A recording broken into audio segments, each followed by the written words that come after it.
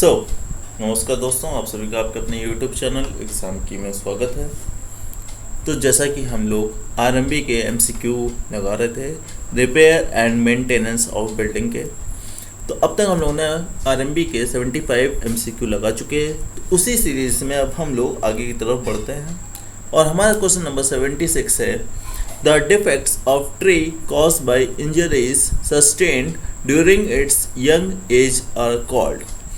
कह रहा है क्वेश्चन हमारा कि किसी पौधे पर कम उम्र में चोट लगने की वजह से उसमें कौन सा दोष उत्पन्न होता है, बल्स, नॉट्स, सेक्स या फिर नोटा।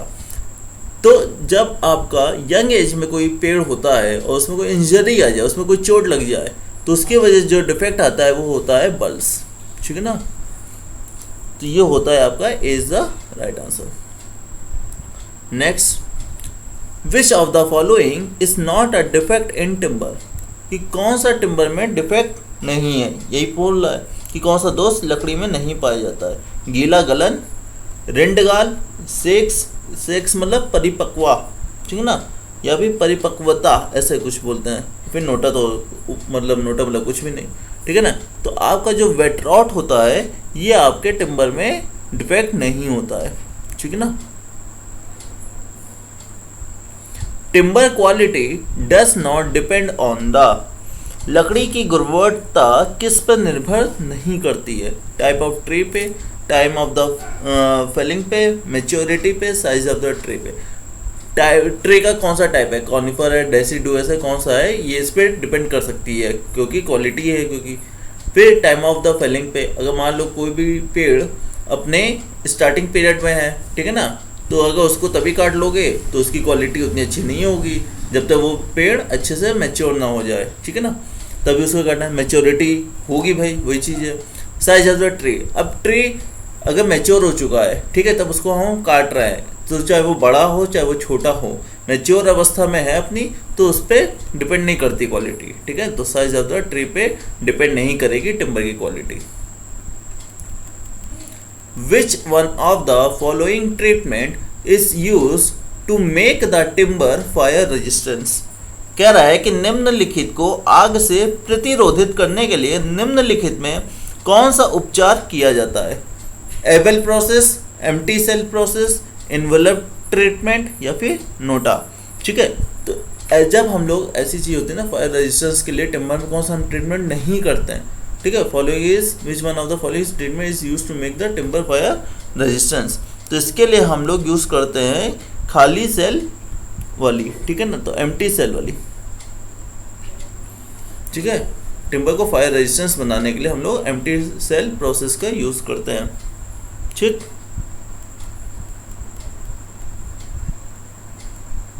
नेक्स्ट क्या है, on wood surface varnish is provided for. लकड़ी की सतह पे वर्निश की जाती है।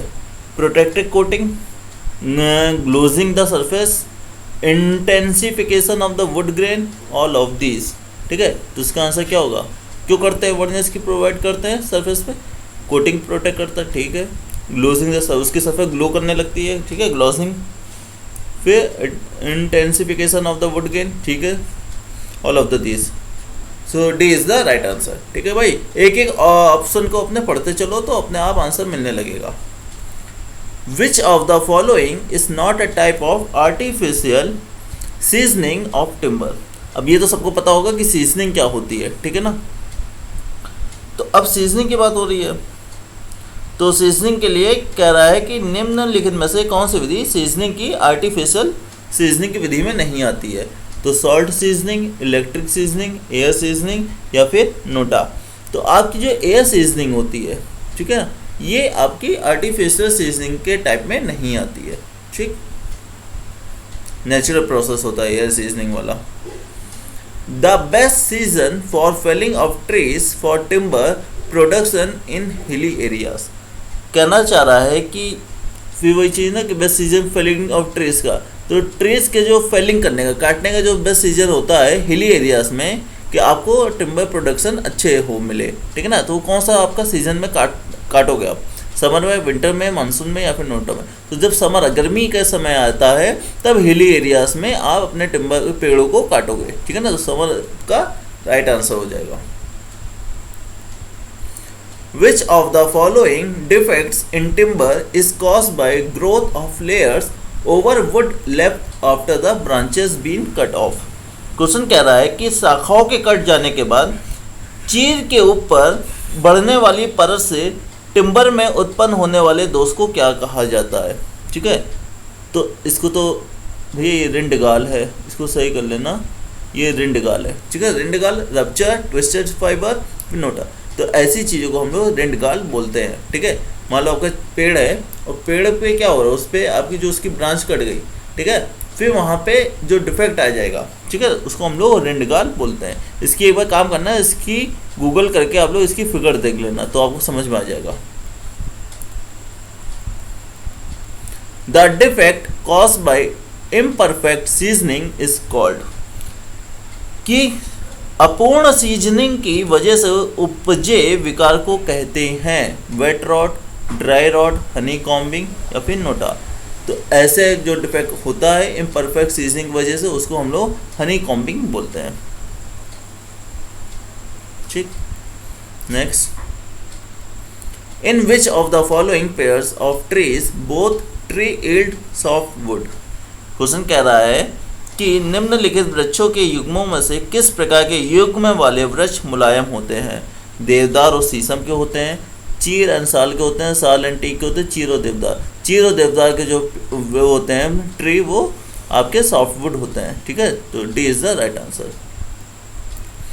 The most economical method of sawing would is, लकड़ी काटने के कार्य का सबसे सस्ता तरीका है ordinary sawing, quarter sawing, tangential sawing, NOTA. ये आपने पढ़ा होगा बीएमसी में 100% याद करना। ऑर्डिनरी सॉइंग जो होती है आपकी, ये आपकी मोस्ट इकोनॉमिकल मेथड होता है।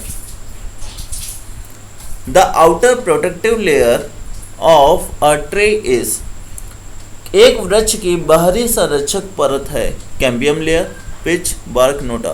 पेड़ के सबसे बाहर वाली कौन सी लेयर होती है, वो तो बार्क होती है। बार्क मतलब जो आपका छाल होती है ना बाहर वाली, वो आपकी आउटर प्रोटेक्टिव लेयर होती है, ठीक है ना। तो 87 का सी होगा right answer. In a tree the cambium layer is situated between, अब कैम्बियम लेयर सब जानते होगे, ठीक है ना। हिंदी में सुन लो, कैम्बियम लेयर को क्या कहते हैं, कैम्बियम परप्ती कहते हैं, लेकिन कुछ इसको और भी कहते हैं, नाम नहीं याद आ रहा मुझे, एक बार देख लेना बुक में कि जो ट्री में जो कैम्बियम लेयर है ये किसके बीच में होती है, ठीक है। The outer bark, inner bark, बाहर वाली छाल में अंदर वाली छाल के बीच में, इनर बार्क एंड सैपवुड में, सैपवुड एंड हार्डवुड में या फिर नोटा में। तो ये आपकी कैम्बियम लेयर पाई जाती है इनर बार्क एंड सैपवुड के बीच में, ठीक है। तो बी आपका राइट आंसर होगा। Hardboard are example of particle board, fibre board, plywood या फिर नोटा। तो जो आपका हार्ड बोर्ड होता है वो एग्जाम्पल है फाइबर बोर्ड का, ठीक। The strength of timber is maximum when load applied is, question कह रहा है कि लकड़ी की शक्ति अधिकतम होती है जब लगाया गया भार होता है parallel to grain, perpendicular to grain, inclined at 45 degree to grain, NOTA. ये बहुत ही इंपॉर्टेंट क्वेश्चन है भाई, ये याद रखना। ये होती है ग्रेन के जब पैरेलल लगाते हैं हम, तब टिम्बर की जो स्ट्रेंथ होती है वो मैक्सिमम होती है, ठीक है। तो 90 का ए होगा राइट आंसर। इसमें यहाँ लगा भी लो, ये इंपॉर्टेंट क्वेश्चन है। Which type of varnish is used on hardwood substance to hide grain defects? तो हिंदी में कह रहा है कि ग्रेन दोषों को छिपाने के लिए लकड़ी के पदार्थों पर किस प्रकार के वर्निश का उपयोग किया जाता है। एस्फॉल्ट वर्निश या फिर वैक्स पॉलिश, फ्लैट वर्निश या फिर फ्रेंच पॉलिश। तो हम यहाँ पे फ्रेंच पॉलिश का यूज़ करते हैं, ठीक है ना, जो आपको हाइड करता है ग्रेन डिफेक्ट्स को। तो फ्रेंच पॉलिश का यूज़ किया जाता है। Which of the following is used as dryer in varnish? Question कह रहा है कि निम्नलिखित में से किसका उपयोग रंग रोगन मतलब वर्निश में हम ड्रायर के रूप में करते हैं। कोपल का, लिथार्ज का, तारपीन का या फिर नोटा। तो यहाँ पे हम लोग लिथार्ज का यूज़ करते हैं वर्निश के ड्रायर में, ठीक है ना। जब वर्निश में हम ड्राई की तरह जब यूज़ करते हैं तो लिथार्ज का यूज़ किया जाता है।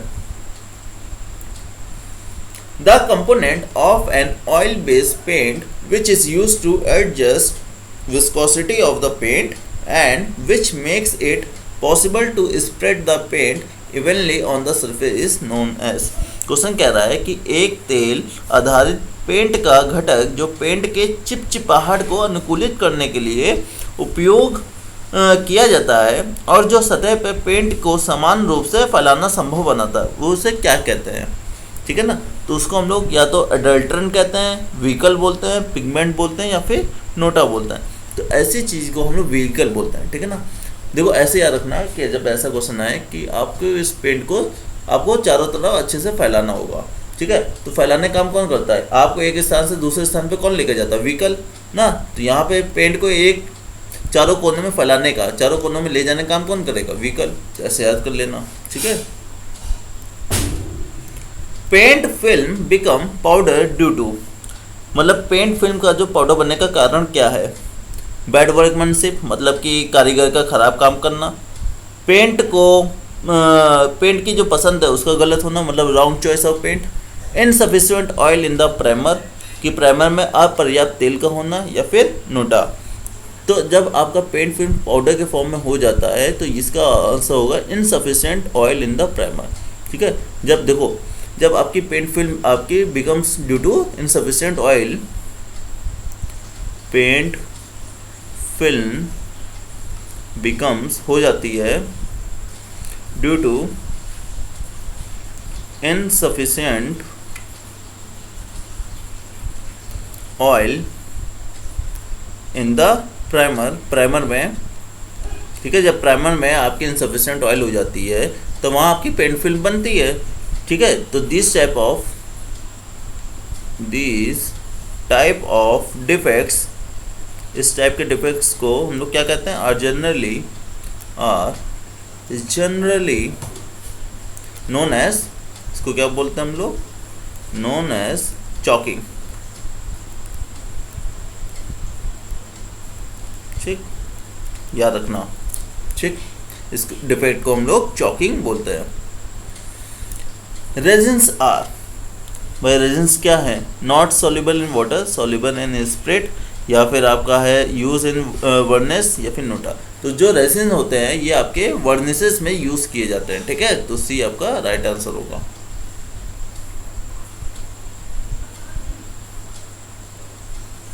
वर्निशेस which have methylated spirit of wine in which soft resins are dissolved or known as। Question कह रहा है कि वर्निश, ठीक है, वर्निश को हिंदी में बोलते हैं रोगन। ठीक, तो जिसमें वाइन का मिथाइलेटेड स्पिरिट होता है और जिसमें सॉफ्ट रेजिन का घोला हो जाता है उसे किस नाम से जाना जाता है। ठीक सॉरी, ऑयल वर्निशेस, कटबैक, लेकर्स या फिर नोटा। तो इसको हम लोग लेकर्स बोलते हैं। ठीक है, जिसमें हम लोग मिथाइलेटेड स्पिरिट का वाइन का यूज़ करते हैं वो होता है लेकर्स।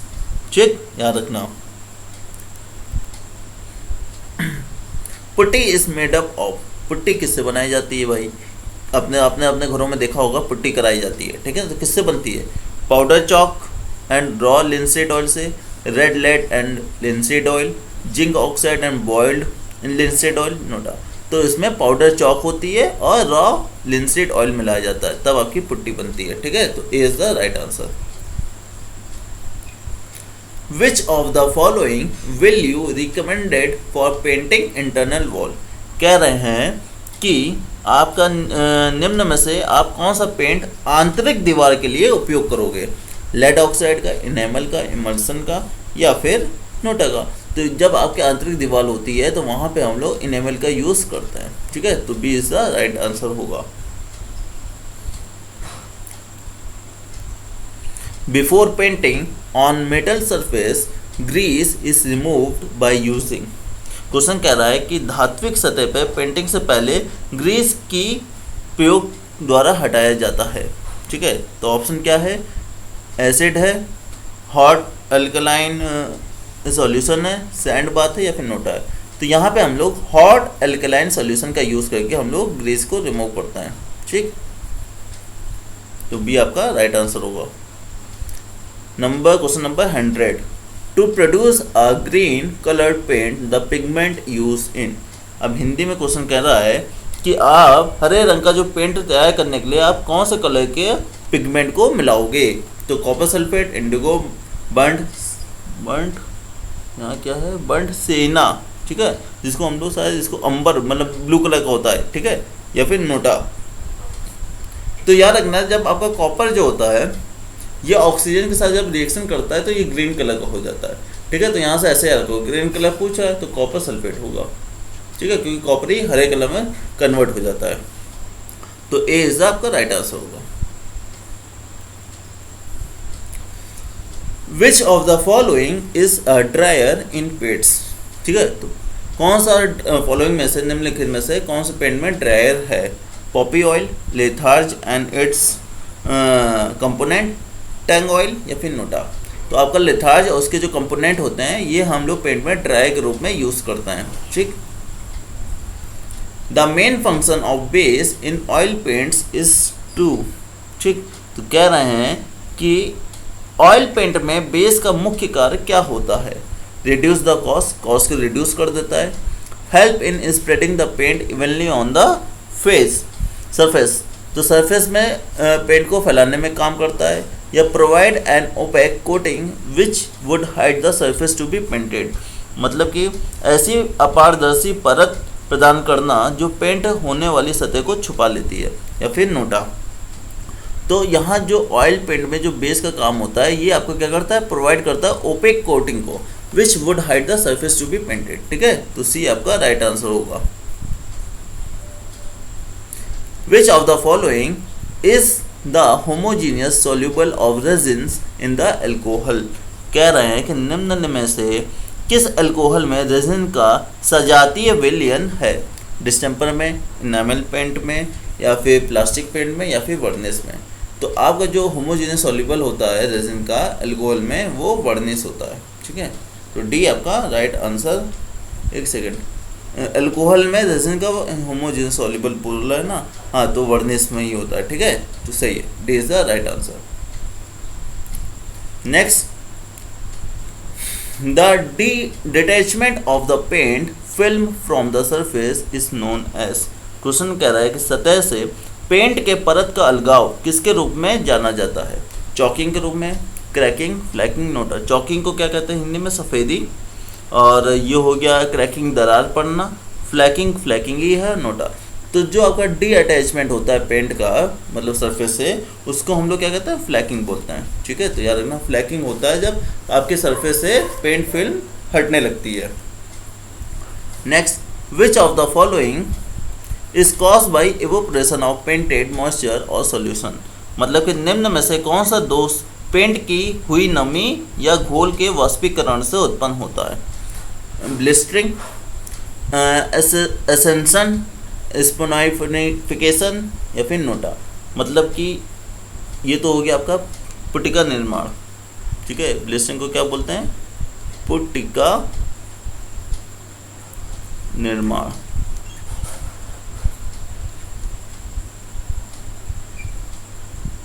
ठीक है, इसको बोलते हैं हम लोग असर्पण, और ये हो गया आपका सेपोनिफिकेशन, हो गया साबुनीकरण।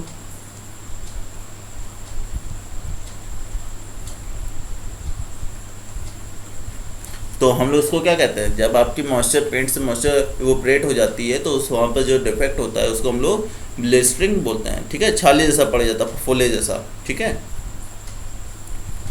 नेक्स्ट है, the wood preservative creosote is derived from. लकड़ी परीक्षक, ठीक है, जिसको हम लोग क्रियोसोट किसके द्वारा प्राप्त किया जाता है, वुड और कोल की वजह से। एसिडिक क्यूप्रिक क्रोमेट या फिर क्रोमेटेड जिंक क्लोराइड या फिर नोटा। तो हम लोग जो क्रियोसोट है ये हम लोग प्राप्त करते हैं वुड या फिर कोल से, तो इज द राइट आंसर होगा। क्रियोसोट पाया जाता है वुड या फिर कोल की वजह उससे। The inner surface of wall which does not come in contact with weather is coated by.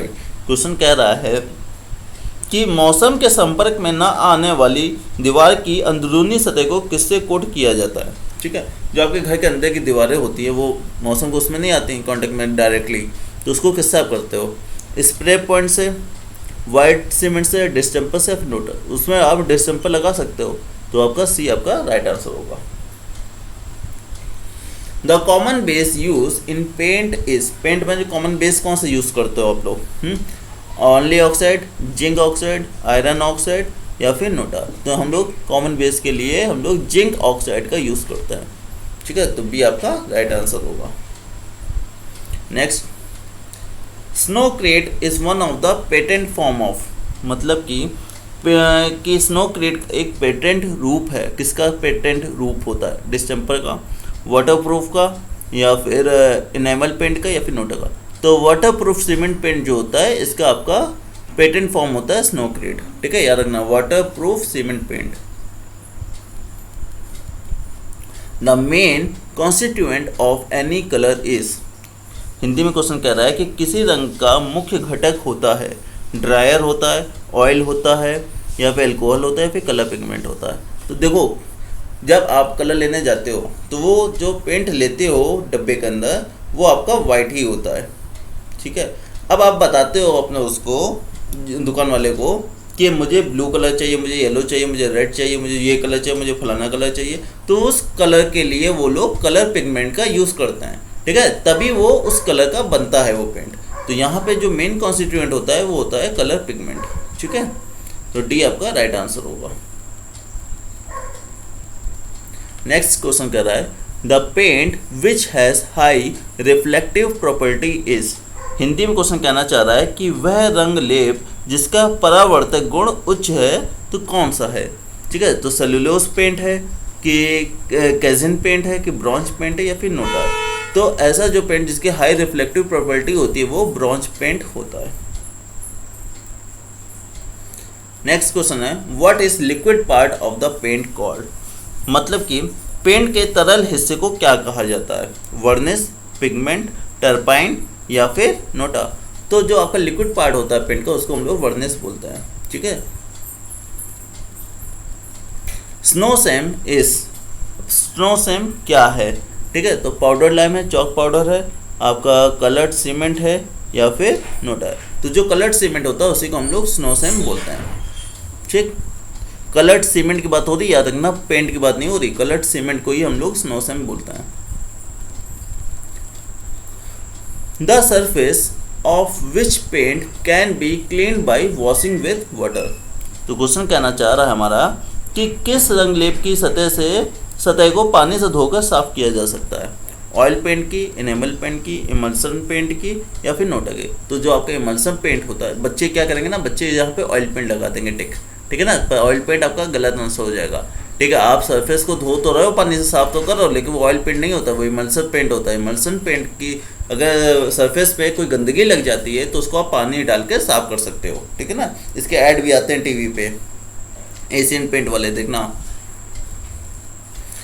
Painting works in generally specified by, तो पेंटिंग काम सामान्यतः किस आधार पे किया जाता है, weight of the paint use, volume of the paint use, labour use for painting, area of the painted surface.